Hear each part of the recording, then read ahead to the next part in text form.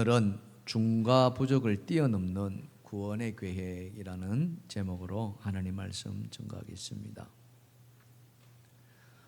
세계 해군 전쟁사에서 가장 뛰어난 전과를 이룬 장수를 꼽으라 한다면은 영국의 넬슨 장군을 꼽습니다.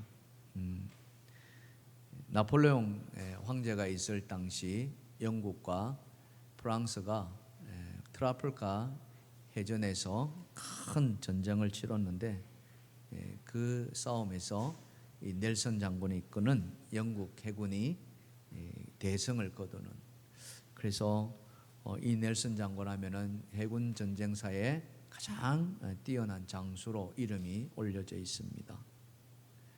하지만 이 넬슨 제독보다 훨씬 앞서서 우리 조선에 가장 뛰어난 명장이 한 분 계셨죠. 바로 이순신 장군입니다. 임진왜란 때 우리 이순신 장군은 아주 부족한 그런 수군에도 일본군을 물리쳤던 그런 혁혁한 공을 세웠던 장수이죠. 수군의 전력이 뛰어나서도 아니었습니다. 일본에 비한다면은 그 수적인 열세는 말로 다할 수 없었습니다. 그럼에도 이순신 장군은 그 수적인 열세에도 이렇게 왜군과 맞서서 승리를 거두었죠. 명랑해전이라고 여러분도 잘 아실 것입니다. 영화에서도 나왔던 그 명랑해전에 이 조선에 남아있는 이 전함은 불과 12척에 불과했습니다. 싸우면은 백전백패할 수밖에 없는 절대적인 열세였죠. 근데 그것도 모자라서 이순신 장군을 시기하고 또 모함하던 자들이 이 성조 임금을 이렇게 움직입니다. 그래서 성조 임금은 제대로 파악도 하지 않은 채 이 조선의 수군을 완전히 없애버리라는 그런 어떤 조서를 내리기까지 합니다. 이것을 안 이순신 장군이 선조 임금에게 화급히 이 글을 써서 올리게 되는데요. 그 글의 내용을 보면은 있습니다. 금신전선 상류십이라. 이 금일, 지금 이 신에게는 아직도 12척, 그러니까 늘 있는 배가 12척이 있습니다. 이런 거죠. 전선수가라. 이 함대의 수가 절대적으로 부족하지만 미신불사적이라. 이 미천한 신하가, 미천한 종이 죽지 않았으니, 살아있으니 불감모아의라. 감히 적은, 즉 왜군은 조선의 바다를 넘보지 못할 것입니다. 이 말에서 여러분 영화에서도 나왔습니다마는 신에게는 아직도 몇 척이 남아 있어요? 12척이 남아 있습니다. 이 말이 유명한 말이 되었죠. 신에게는 아직도 12척이. 근데 여러분 이 12척 가지고 일본에 100척이 넘는, 기록에 의한다면 133척이라고 이야기합니다. 이 왜군을 맞서서 싸운다는 것은 불가능한 이야기였어요. 소위 말하면은 이 수적인 열세, 이 수적인 열세로 이 많은 적들을 싸울 수 없다는 거죠. 이 말에서 어떤 말이 나왔냐면은 중과부적이라는 말이 나옵니다. 중과부적. 무리 중자, 적을 과자, 안 입을 자, 대적할 적자라 해가지고 적은 수로 많은 적을 대적하지 못한다 하는 뜻이죠. 12척을 가지고 어떻게 133척이라는 어마어마한 일본의 군사를 이길 수가 있겠습니까? 불가능한 이야기죠. 하지만 결과로 보면은 누가 이겼습니까? 조선이 이겼습니다. 이순신 장군이 이겼죠. 그래서 이 중과부적이란 말 앞에 우리는 또 이런 말을 쓰지 않습니까? 길고 짧은 것은 대봐야 한다. 그거예요. 길고 짧은 것은 대봐야 한다. 바로 그겁니다. 기도원이 큰 용사로 거듭났습니다. 지난 시간에 우리가 살펴봤던 것처럼 이 큰 용사가 되기 위해서 그는 뛰어넘어야 할 산이 있었어요. 그 산이 뭐였습니까? 바알 제단, 아버지 집에 있는 바알 제단과 아세라상을 찍어내는 거였습니다. 그리고 그 자리에 하나님의 제단을 쌓아서 번제를 드리는 그 과업이 기도원에게 주어졌었고, 근데 그 과업이 만만치 않았습니다. 왜냐하면은 그 아버지 집에 있는 그 바알의 산당이 개인적인 산당이 아니었어요. 이 마을 공동체의 그런 산당이었고 제단이었습니다. 그러니 만일 그 제단을 사람들이 보는 앞에서 헐었다면은 가만둘 리가 없었던 거예요. 그래서 이 기도원은 야밤을 통해서 아무도 모르게 그 바알의 제단을 헐고 아세라상을 찍어내지 않습니까? 그랬더니 다음날 아침에 성읍 사람들이 들고 일어나죠. 완전히 난리를 펴니다. 기도원 당장 잡아오라, 죽여버리겠다, 이런 거죠. 하지만 기도원은 참 하나님께서 지혜를 주셔서 그 야심한 밤에 그 산당을 다 없애버리고 아세라상을 찍는, 그래서 여룻바알이라는, 그죠? 바알과 싸우다, 이런 이야기 아닙니까? 그런 이름까지 얻는 큰 용사가 됩니다. 그리고는 마침내, 그죠? 미디안과의 전쟁을 치르게 되는 거예요. 하지만 말씀드린 것처럼 이 이스라엘에게는 7년간의 미디안의 그 수탈을 통해서 이스라엘은 완전히 찌그러진 그런 나라였어요. 뭐 군사라고 해봤자 군사다운 군사가 없었습니다. 한번 생각을 해보세요. 그럼에도 하나님은 이 기도원을 하여금 군사를 일으켜서 적과 싸우라고 말씀하시는 거예요. 중과부적. 이 이스라엘은 이 미디안 앞에 중과부적일 수밖에 없었다는 거죠. 이 중과부적을 하나님은 어떻게 극복하게 했는가? 바로 이거죠. 오늘 하나님의 그 구원 계획, 그죠?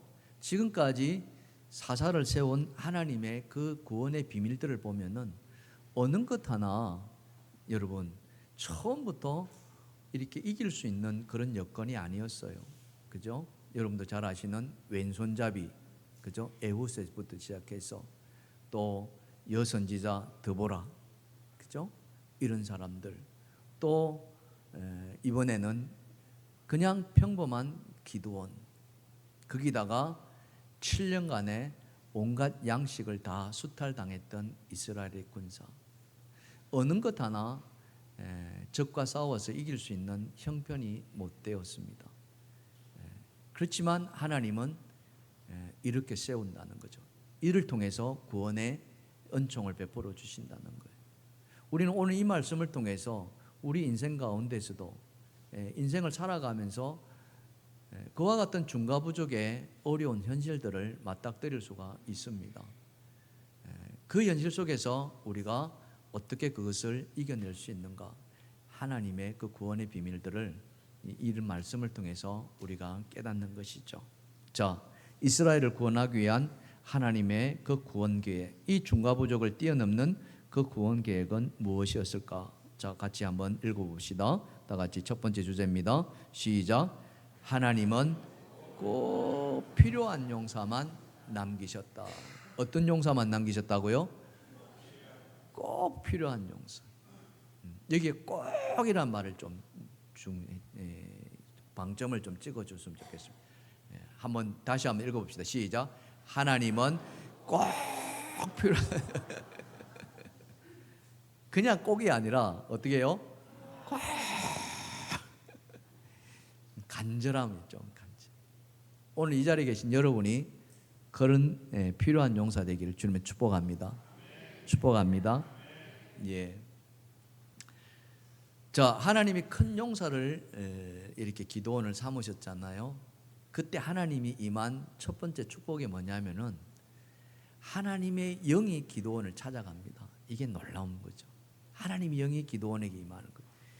오늘 치자면은 성령이 임한 겁니다. 지금 우리가 사도행전을 이 새벽기도 시간에 묵상하고 있는데 성령 충만한 사건들을 우리가 보지 않습니까? 하나님의 영이 임했을 때 변화되는 그 삶의 변화, 이런 거죠. 이 하나님의 영이 임한 기도원에게 용기가 생겨나고 그는 마침내 전쟁을 시작합니다. 그게 뭐냐면은 나팔을 부는 거예요. 평상시에는 나팔 불지 않습니다. 그러나 전쟁을 앞두고서 나팔을 부는 거예요. 이건 전쟁의 시작을 알리는 것이었죠. 자, 군사들을 모으게 되는데요. 사사기 6장 34절입니다. 다 같이 읽어봅시다. 시작. 여호와의 영이 기도원에게 임하시니 기도원이 나팔을 불매 아비에셀이 그의 뒤를 따라 부름을 받으니라. 예. 기도원이 나팔을 부니까 아비에셀이라는 사람, 아비에셀, 아마 이도 큰 용사가 아니었을까 이렇게 짐작할 수 있습니다. 그가 부름을 받고 또 기도원 옆에서 돕는 자가 됩니다. 그리고는 기도원은 나팔뿐만 아니라 사자를 보냅니다. 자기 지파인 므낫세 지파는 물론이고 아셀 지파, 스불론 지파, 또 납달리 지파에 보내죠. 자, 사사기 6장 35절입니다. 기드온이 또 사자들을 온 므낫세에 두루 보내매 그들도 모여서 그를 따르고 또 사자들을 아셀과 스불론과 납달리에 보내매 그 무리도 올라와 그를 영접하더라. 사자들을 보내가지고 전쟁을 앞두고 있으니까 군사들을 이렇게 소집한 겁니다. 그러니 기드온의 입장에서 보면은 이제 전쟁 준비가 다 갖춰진 거죠. 자기 지파에 있을 사람뿐만 아니라 다른 지파의 군사들까지도 이렇게 모여 있던 겁니다. 만반의 태세를 갖추었습니다. 이제 남은 것이 있다면은 하나님의 때를 기다리는 거예요. 하나님이 기드온에게 나가라, 공격하라, 내가 저들을 내 손에 붙이노라, 이 말만 기다리고 있었습니다. 근데 그렇게 기다리는 기드온에게 하나님은 그런 명령을 내리지 않습니다. 기드온을 큰 용사로 세워 분명히 이스라엘을 구원하셨다고 하겠다고 하셨는데, 그래서 만반의 준비를 갖췄는데 하나님은 의외로 나가라고 이야기하지 않아요. 대신에 무슨 말씀을 하시느냐? 기드온의 군사가 너무 많다고 이야기하시면서 숫자를 줄이라고 명령합니다. 숫자를 더 늘려도 모자랄 판에 오히려 하나님은 지금 숫자를 줄이라고 명령하는 거예요. 왜 이스라엘 군사가 지금 모자라느냐 하면은 지금 미디안이 올라왔을 때 미디안만 올라온 게 아니에요. 거기에 많은 연합군들이 같이 동참하거든요. 그게 사사기 6장 33절입니다. 자, 보시면은 그때에 미디안과 아말렉과 그 다음에 동방 사람들이 다 함께 모였다. 그러니까 미디안만 올라온 게 아니라는 거예요.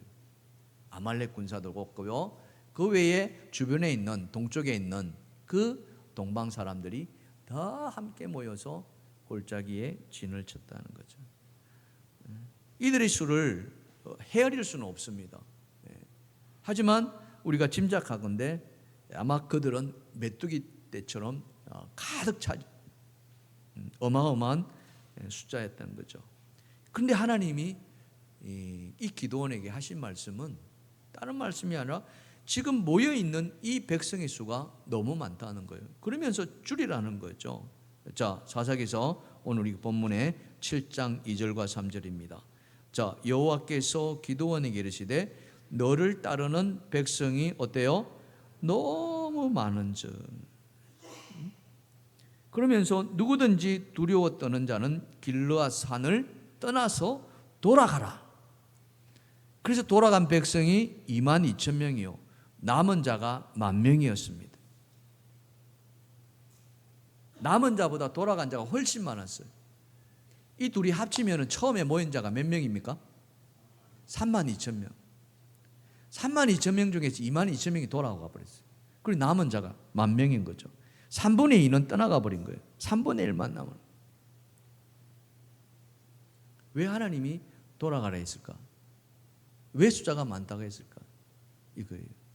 분명히 지금 3만 명 가지고는 보신 것처럼 미디안과 아말렉과 동방 사람들 그 많은 숫자를 대적한다는 것은 이거는 계란으로 배에 바위치기나 마찬가지예요. 그렇게 부족한 숫자인데 그럼에도 하나님은 이스라엘을 돌아가라 한 거예요. 왜 그러느냐? 아까 기드온이 나팔을 불지 않습니까? 그리고 사자들을 보냅니다. 전령들을 보내죠. 그리고 군사를 일으킵니다. 그때에 모였던 군사들을 여러분 한번 상상해 보십시오. 아까 말씀드렸지만 지금 이스라엘은 7년간 동안 이 미디안과 이 동방 사람들에 의해서 탈탈 털렸습니다. 쪼그라들 대로 쪼그라들었어요. 남아있는 곡식이라고는 어쩌면 한 톨도 남아있지 않은 지경에 이르렀는지도 모르겠습니다. 그런 상태에서 군사들을 모집한 거예요. 거기에 모인 군사들의 사기라든지 또 훈련 정도라든지 이걸 한번 상상해 보십시오. 제대로 된 군인들이 얼마나 있었겠습니까? 말 그대로 어중이 떠중이 얼떨결에 오라 그런다니까 마지못해서 등 떠밀려서 그렇게 모였던 사람들의 숫자가 32,000명이었던 것입니다. 그래서 하나님 보시기에는 이들은 군인들이 아니야. 이들이 괜히 나갔다가 다 저들의 밥이 될 뿐이야. 아까운 목숨 쓸데없이 낭비하지 마라. 이런 마음이었지 않았을까? 그래서 두려워하는 자 다 돌아가라 이렇게 한 거예요. 그래서 남은 자들이 10,000명이 된 겁니다. 자, 3분의 1은 갔어요. 남은 3분의 1. 기드온의 입장에서 마음이 어떨 것 같습니까? 기드온의 입장에서 마음은 더 쪼그라들었는지도 모르겠습니다. 그러나 어쨌든 하나님께서 그렇게 명령하셨으니까 어쩔 수 없잖아요. 그래서 10,000명을 가지고 또 싸우려고 기드온은 마음을 먹었는지도 모르겠습니다. 근데 하나님이 이번에 또 말씀합니다. 야, 기드온, 이 10,000명도 많어 이러는 거예요. 기가 막힐 일이죠. 32,000명도 모자랐는데 이제 남은 10,000명도 모자란 판에 또 많다는 거예요. 그러면서 또 돌려보내라고 이야기합니다. 하나님이 도대체 어떤 마음이었을까 이런 거예요. 그러면서 이 10,000명을 추리기 위해서 이번에 하나님께서 하신 시험은 뭐냐면은 이 10,000명을 다 물가에 내려가서 물 마시게 하라고 이야기합니다. 그 물 마시는 모습을 보고 내가 나누겠다고 이야기하는 거죠. 그래서 10,000명을 물을 마시게 합니다. 자, 물을 마시게 했더니 그들의 마시는 모습이 어떤 모습이냐? 딱 두 가지로 나오는 거예요. 하나는 뭐냐면은 그러니까 냇가에 이제 물을 마시게 하는 거죠. 그 냇가에 물을 마시게 하는데 그림 잠깐 한번 보여주실까요? 이제 저런 그 모습입니다. 흘러가는 그 물에 사람들이 엎드려서 물을 마시는 사람. 이걸 성경에서는 개처럼 할랐다 이렇게. 개가 물을 마시기 위해서 머리를 저렇게 했다는. 저 그림 가운데 또 어떤 사람은 고개를 들고 있는 사람들이 있습니다. 저 사람들은 뭐냐면은 물을 떠서 이 손바닥에 물을 가지고 이렇게 핥아서 먹은 사람. 그렇게 물을 떠서 마신 사람을 이쪽에 하고 그냥 개처럼 무릎을 꿇고 마신 사람을 이쪽에 있는. 여기에 모인 사람은 300명이었고 딱 10,000명 중에서 9,700명은 이렇게 나온 거죠. 하나님이 이들 가운데 택한 자들이 누구였습니까? 바로 손을 들고 물을 마셨던 사람. 무슨 의미냐면은 하나님이 그들의 마음의 상태를 보는 거예요. 지금 적과 대치하고 있습니다. 언제 적이 쳐들어올지를 모르는 거예요. 그 상태에서 물을 마신다고 엎드려서 이렇게 한다는 것은 뭐냐면은 우리가 흔히 말하는 아무런 경계도 하지 않은 채 그냥 자기 물 마시기에 급급하는 모습, 바로 그런 거예요. 그런 사람들은 하나님 보시기에 싸울 준비가 안 된 사람, 이미 태도가 안 된다는 그런 의미가 담겨져 있는 거예요. 반면에 물을 떠서 이렇게 마신 사람들은 언제든지 적이 쳐들어올지를 사방을 경계한다는 그런 의미가 담겨져 있습니다. 그래서 하나님은 이 300명을 택하신 거죠. 여기에 담겨져 있는 의미는 무엇이겠습니까? 그것은 여기에서 담겨져 있는 것은 이 300명 가지고도 하나님은 능히 이 싸움을 이겨낼 수 있다는 것이죠. 사람의 생각으로는 이거는 불가능한 이야기거든요. 어떻게 300명을 가지고 저 수많은 메뚜기 떼 같은 미디안을 이겨낼 수가 있습니까? 그것은 마치 계란으로 바위치기나 마찬가지였어요. 그런데 하나님의 눈은 그렇지 않았다는 거 아닙니까? 하나님은 왜 이 300명만 가지고 전쟁을 하려고 했느냐? 오늘 그 이유를 본문에서는 이렇게 말씀하고 있습니다. 사사기서 7장 2절 말씀입니다. 자, 보십시오. 다 같이 한번 읽어볼까요? 시작. 여호와께서 기드온에게 이르시되 너를 따르는 백성이 너무 많은즉 내가 그들의 손에 미디안 사람을 넘겨주지 아니하리니 이는 이스라엘이 나를 거슬러 스스로 자랑하기를 내 손이 나를 구원하였다 할까 함이니라. 아멘. 분명히 하나님이 이 전쟁에 승리하게끔 계획을 가지고 계시잖아요. 오늘 제가 애꾸눈을 하고 왔으니까 소리들이 자꾸 많이 괜찮습니다. 여러분, 하나님이 기드온을 사사로 세우시고 그리고 이스라엘을 구원하시고자 했을 때는 하나님의 모든 계획 속에는 이미 뭐예요? 따놓은 당상인 거예요. 이미 이 전쟁의 결과는 이스라엘이 이기게끔 하셨다는 거예요.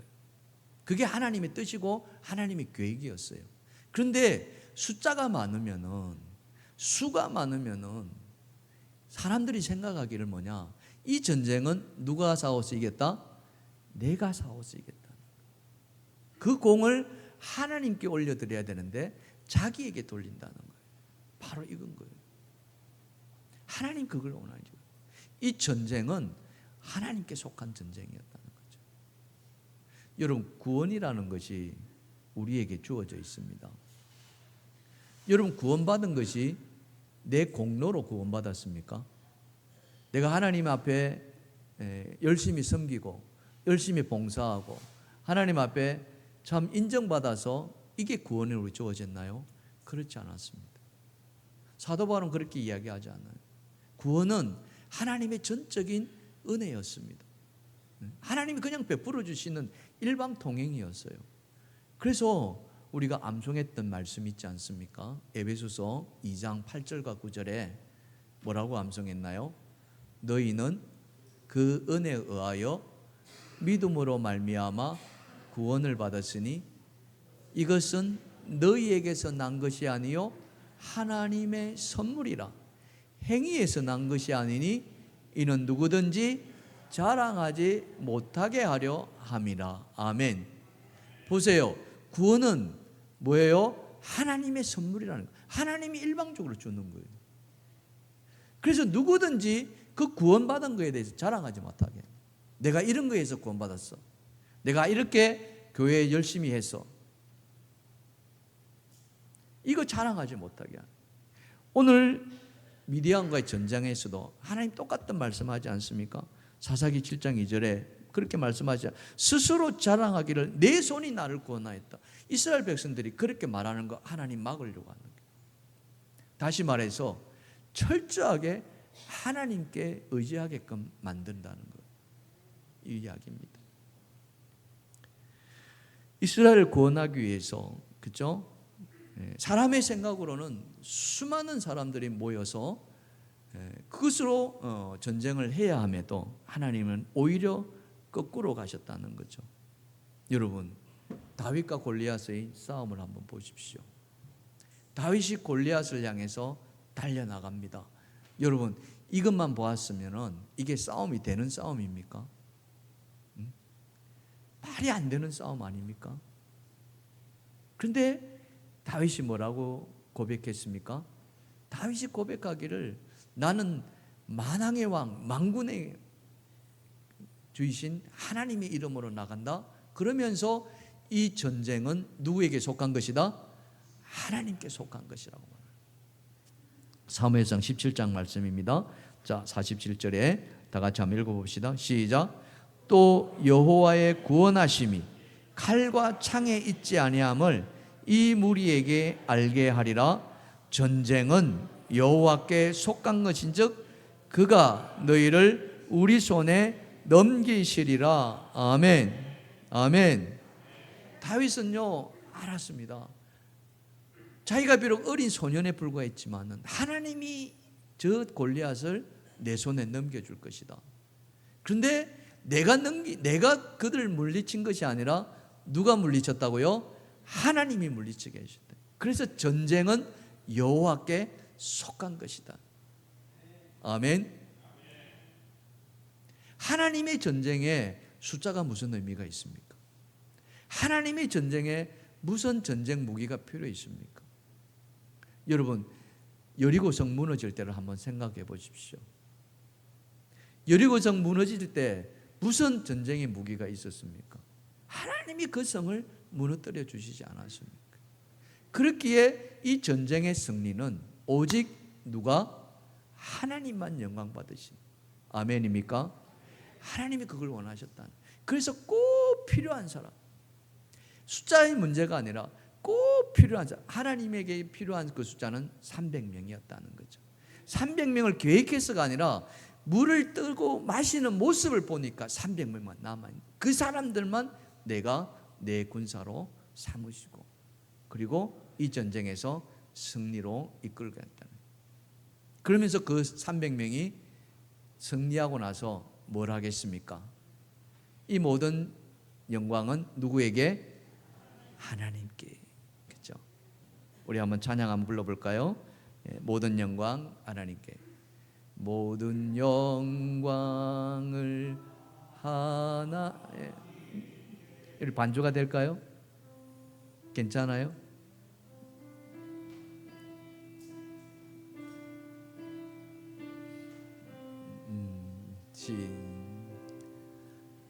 모든 영광을 하나님께,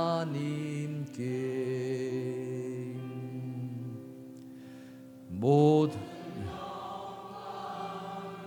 하나님께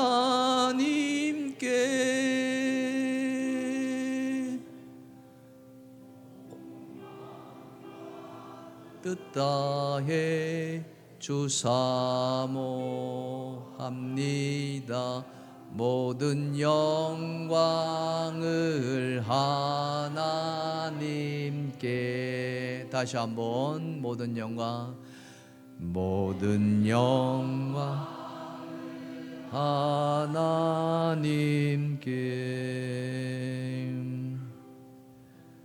모든 영광을 하나님께.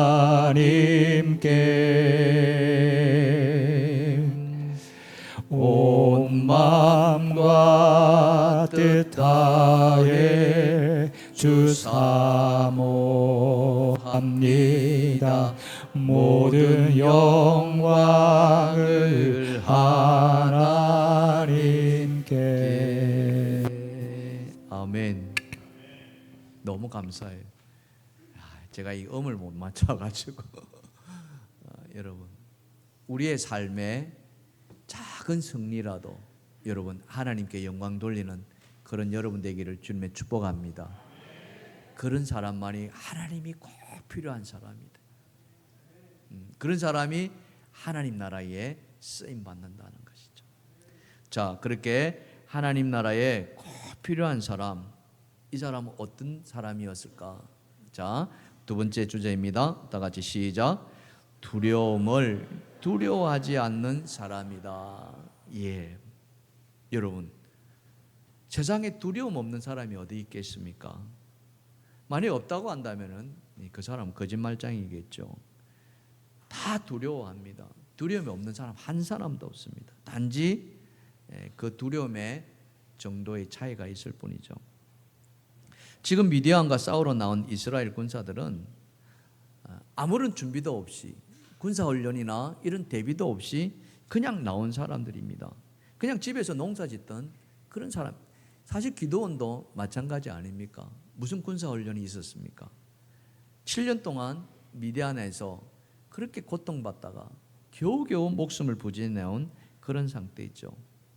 어쩌면 미디안 이야기만 들어도, 그죠? 미디안이 또 올라왔다, 또 미디안이 쳐들어왔다, 이 말 한마디에 이스라엘 백성들은 그냥 오금이 저리고 벌벌벌 떨렸던 그런 사람이었는지도 모르겠습니다.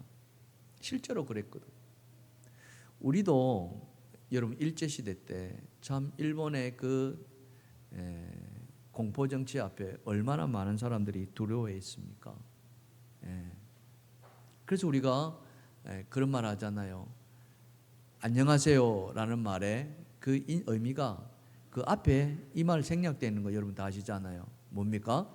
밤새 안녕하셨습니까? 이 말이잖아요. 밤새 무슨 일이 있을지 아무도 모르는, 그 정도로 공포정치 속에 우리는 두려움에 떨어야 했다는 거예요. 그래서 지금은 뭐 이런 말 잘 안 씁니다. 젊은 어머니들 이런 말 몰라서 안 쓰죠. 옛날 여기 나이 잡수신 분들, 어르신들, 애들 막 울고 갈 때 뭐라고 했어요? 울면 누가 잡아간다? 순사가 잡아간다 이랬잖아요. 그랬어요, 안 그랬어요? 다 그랬어요. 울면 순사 잡아간다 이래. 순사 이야기라는 말 앞에 우는 아이도 울음을 뚝 그쳤다, 그런 말 하지 않습니까? 그런 만큼 어려운 시간들을 보내고 있습니다. 이 미디안도 마찬가지였습니다. 미디안 밑자만 나와도 벌벌벌 떨던 그런 사람들이 지금 군사로 이렇게 불려져 나왔다는 거 아닙니까? 그래서 하나님은 이들을 다 집으로 돌렸습니다. 왜요?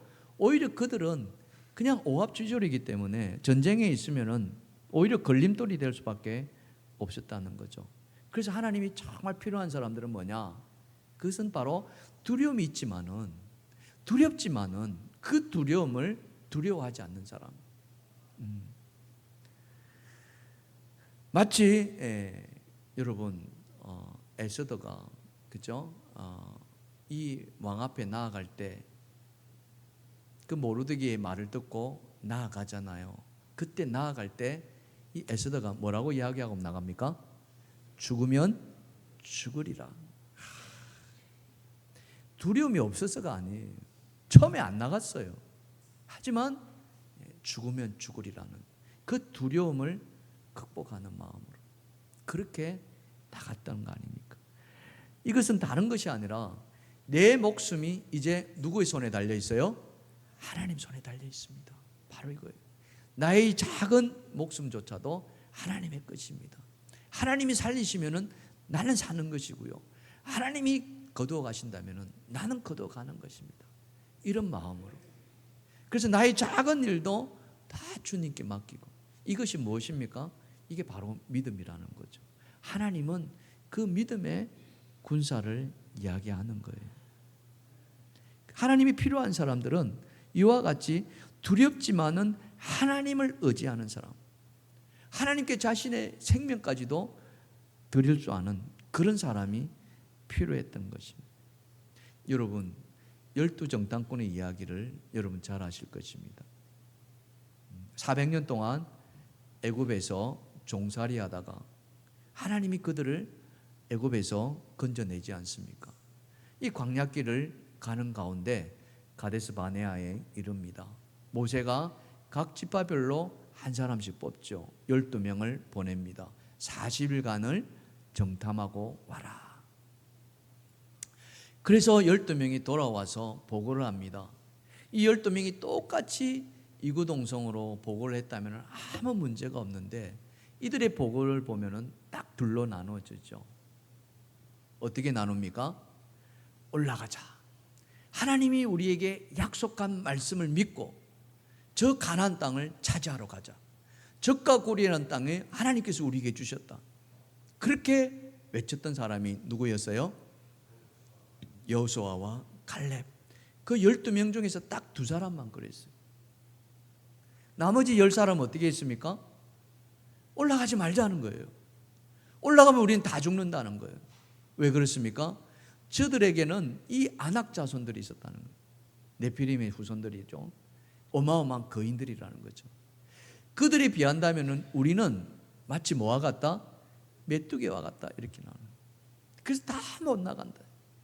이 두 부류가 나눠지는 거예요. 백성들은 어디를 들었습니까? 누구의 말을 들었어요? 여호수아와 갈렙 말을 들었습니까? 아니면 이 10사람의 말을 들었습니까? 10사람의 말을 들었습니다. 여호수아와 갈렙 말 안 들었어요. 다 이 10사람의 말을 들은 거예요. 하나님이 어떻게 했습니까? 하나님이 민수기서 14장 29절 보시면은 이렇게 말씀하고 있어요. 너희 시체가 이 광야에 엎드러질 것이라.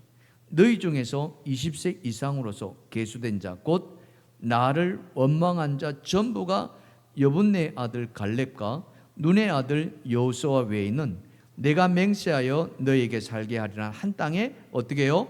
결단코 들어가지 못하리라. 하나님의 약속을 믿고 하나님이 주시기로 한 그 가나안 땅, 적과 꿀이라는 땅을 우리는 가서 차지하자. 그들은 우리의 밥이야. 사실 여러분, 이스라엘에게 그들은요 어쩌면 철옹성과 같은 존재예요. 이스라엘은 광야 40년을 헤매다가 들어가는 자들이었어요. 그들은 그들의 오랜 세월 동안 가나안 땅에서 진을 치고 살아왔던 사람. 싸우면은 누가 이기겠습니까? 더군다나 거기에는 거인족 속들이 살고 있잖아요. 그럼에도 이 여호수아와 갈렙은 무엇을 믿었습니까? 하나님을 믿었던 거예요. 하나님의 그 약속의 말씀을 의지했던 겁니다. 하나님이 주시기로 하지 않았느냐? 하나님이 약속하지 않았냐? 우리는 그 약속만 붙들면 된다. 그래서 들어갔던 거예요.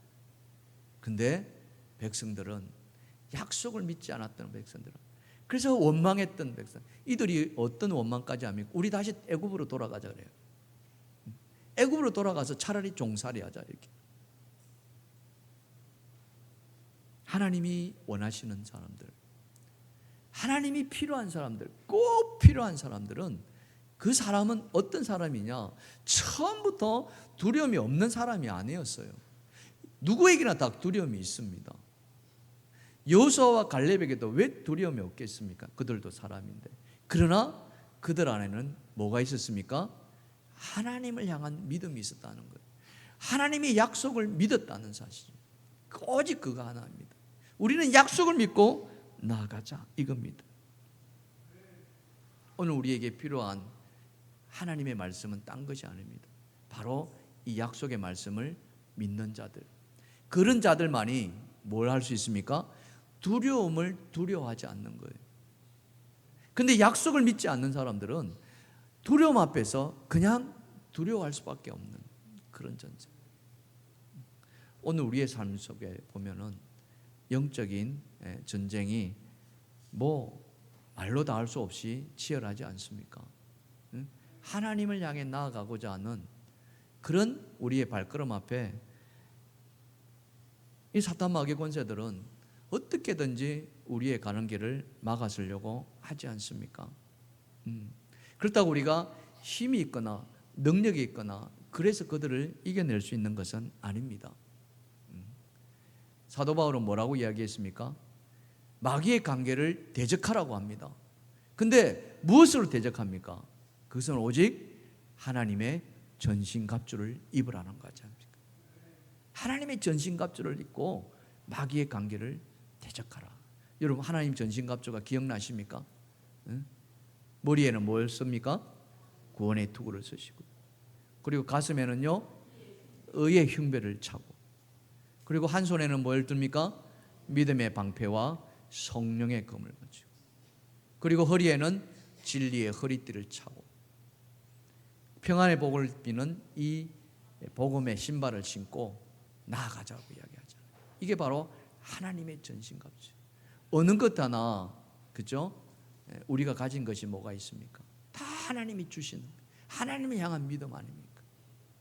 그 하나님의 전신갑주를 입고 마귀의 권세를 물리치는 거예요. 하나님이 그런 믿음을 가진 자들에게 오늘 우리에게 승리를 안겨다 주신다는, 이게 바로 중과 부족을 뛰어넘는 하나님의 구원의 비밀이라는 사실이죠. 사랑하는 성도 여러분, 우리의 살아가는 세상은 만만치 않습니다. 그렇죠? 하지만 여러분 두려워하지 마시기 바랍니다. 하나님이 여러분과 함께 하시는 줄 믿으시길 바랍니다. 말씀을 의지하시기 바랍니다. 오직 말씀 의지하고 믿음으로 나아갈 때 하나님은 이 중과 부족을 뛰어넘는 구원을 우리에게 베풀어 주시리라 믿습니다. 그래야 할 때 우리는 300용사 그 속에 들어가서 마침내 미디안을 물리치는 그런 성과를 우리는 반드시 이루어내리라 믿습니다. 이번 한 주간에도 그 믿음을 가지고 승리하시는 여러분 모두가 되기를 주님의 이름으로 축원합니다. 찬양하겠습니다. 348장입니다.